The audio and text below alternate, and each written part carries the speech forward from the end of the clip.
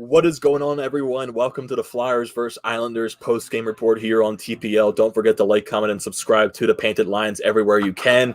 YouTube, Facebook, Instagram, Twitter, just everywhere you can find the Painted Lines at.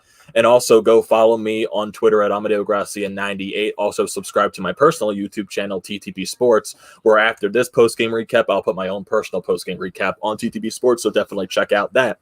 And when you go to the Painted Lines on Twitter, check out their first pinned tweet. You'll get the link to our public Discord server to where you can chat all Philadelphia sports. You can chat about this Flyers 5-4 overtime victory. Oh, not 4-3 overtime victory. I'm getting way too ahead of myself at this point.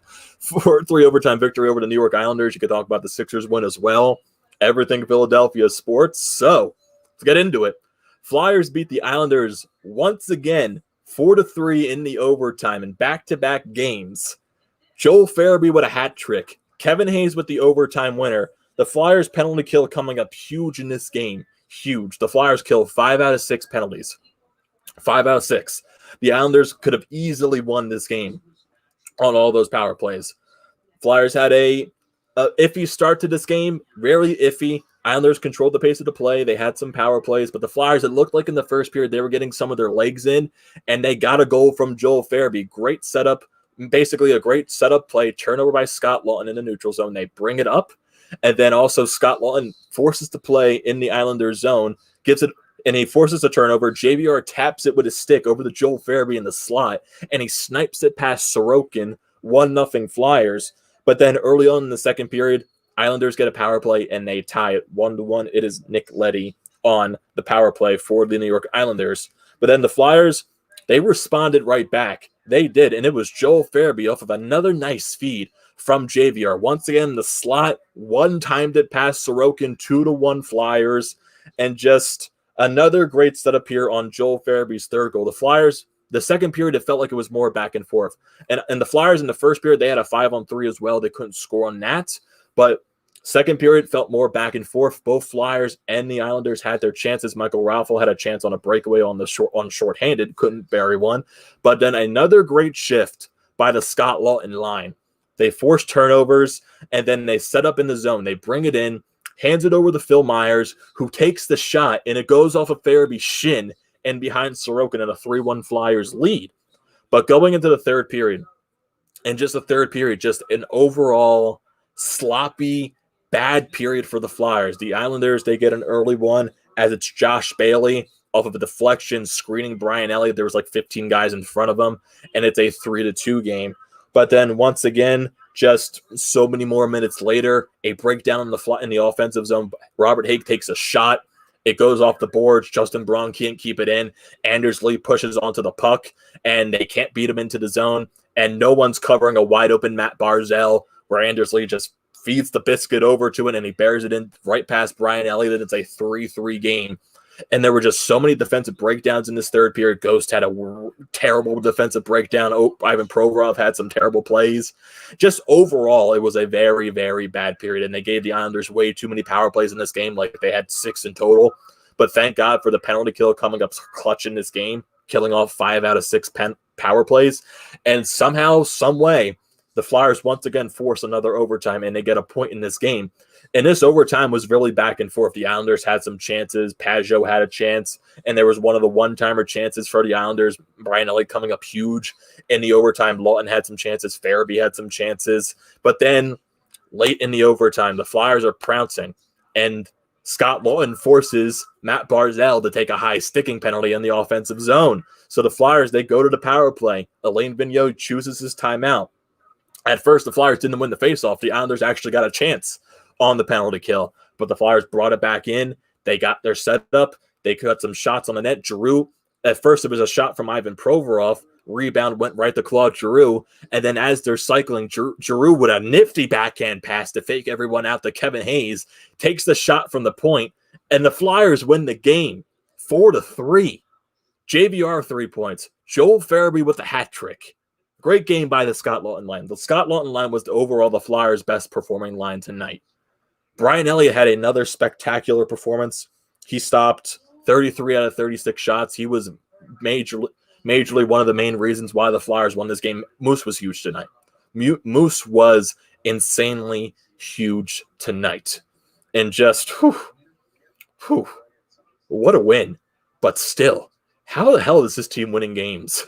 How are they winning? The Flyers are 7-2-1, and that's the way they finish off the month of January. 7-2-1, and they are probably the worst looking 7-2-1 team I've ever seen. But like, just imagine when this team actually gets better, how good this team can be. How are they winning games? How? I want to know. I am so confused. I am so confused on how this team is winning games. It's so frustrating to watch. But this game was more fun to watch, but it was also very frustrating at the same time. How are they winning? How are they winning? I know Joel Farabee with a hat trick. JVR with 3 points. Moose coming up big. Kevin Hayes in the overtime. Man. And then we got all the other people that were joining in from the live stream saying these outshot wins piling up. It will be so important down the stretch. Let's hope we start out shooting and we don't start out shooting the opposition and losing. Yeah, that's still becoming a very, very concerning thing. We were outshot once again, 36-29 in this game. Not as drastic as it was yesterday, but still outshot in this game. Phil Myers makes a difference. Yeah, he does make the defensive core better, but there were just so many mistakes. Myers played a good game. Chris Pronger light. For whatever reason, when Lawton plays well, so do we. Yeah, Lawton has had an incredible 2 games here against the Islanders. Elliott made some huge saves at the right time. Yes, Elliott was huge. Elliott was really huge. And then we got the other Philly Joel Farabee with the hat trick. Let's go, boys. Let's go. And also credit the guys like Scott Lawton and James Van Riemsdyk. James Van Riemsdyk had 3 points tonight on all 3 Joel Farabee goals. All 3 of them. He was the one that set him up on the first 2 goals, and he set Phil Myers up to take the shot, which deflected off Farabee's leg. JVR had a great night. Flyers win 4-3 in the overtime. They're 7-2-1. I can't process everything right now. The Flyers are currently tied for first place in the Eastern Division. They're at 15 points, tied with the Washington Capitals, who still have yet to lose in regulation. So the Flyers actually do face the Washington Capitals in a week or so. So it's going to be an interesting week. The Flyers close out the month of January playing some really very sloppy hockey, and someone is trying to call me at the same time. I'm going to not answer them after that. I'm still currently on the live stream, but just playing some sloppy hockey, and they're still 7-2-1 somehow. And now you're entering the month of February, and your first matchup is going to be against the Boston Bruins Wednesday and Friday. And then your next 2 matchups will be against the Washington Capitals, which will be next Sunday and next Tuesday. So it's going to be a very huge stretch. We lost both games to Boston a week ago. It'll be the first time facing the Washington Capitals, who have been a tough team to start the year as well. Like I said, they haven't lost in regulation. So we're getting the points. We're somehow getting these points. I have no idea how. But a win is a win, I guess. A win is a win. The Flyers are on a 4-game win streak, playing some of the sloppiest hockey I've ever seen. I still can't. I still just can't process anything right now, man. I just can't. So this is going to do it for the recap here of the Flyers versus Islanders. Thank you, everyone, once again for joining the live stream, joining the watch party as always. And like I said, don't forget to check out the Painted Lines everywhere you can. Facebook, Instagram, Twitter, YouTube. Subscribe to the YouTube channel, like, comment, and subscribe. And also, when you go to the Painted Lines Twitter page, you'll see that link for the public Discord server. Definitely go check that out. Definitely go follow me on Twitter at AmadeoGracia98. Definitely check out my YouTube channel at TTP Sports. I will be throwing my post-game recap after that. Also, check out the Florida podcast. We had our podcast before this game. Very fun time. We were talking about how this team is winning right now. We just don't know.